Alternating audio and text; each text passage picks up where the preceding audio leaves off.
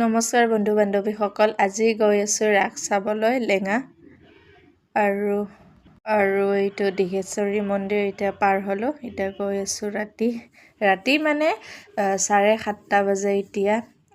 Husband, মই আৰু মোৰ ল'ৰাটো।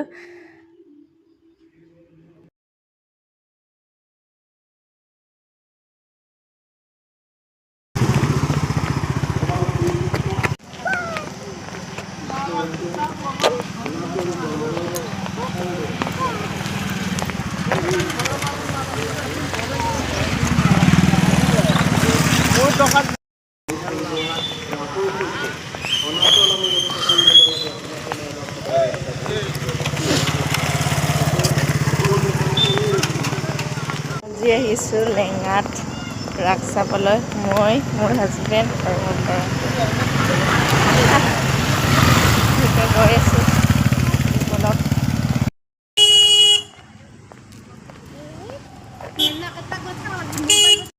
আৰু এতিয়া ৰাসত আহি পালোঁৱে, যোনটো ঠাইত ৰাস হৈ আছিলে সেই ঠাই পালোঁ।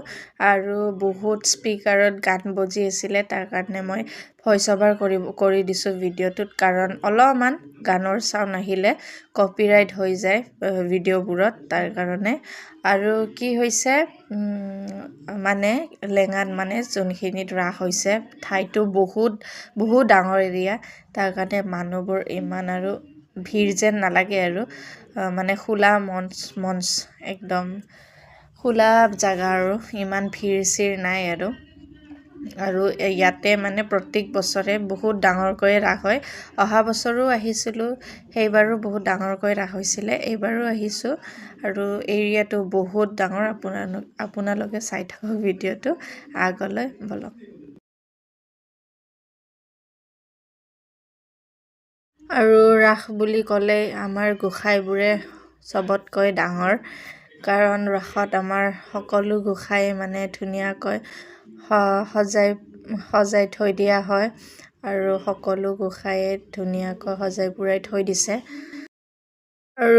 আৰু এতিয়া ভিতৰৰ চাইডে সোমাই আহিছোঁ। ইয়াতে দোকানবোৰো দেখিছে, সৰু ছোৱালীৰ খেলনা বাচনৰ পৰা ডাঙৰৰ লটাৰীৰ পৰা আকৌ খোৱা বস্তুৰ পৰা আকৌ গাই গহনাৰ পৰা সকলোখিনি আছে, আৰু বাচ্ছাৰ খেলা বস্তুবোৰ এক্টিভিটিবোৰ সকলোখিনি আছে।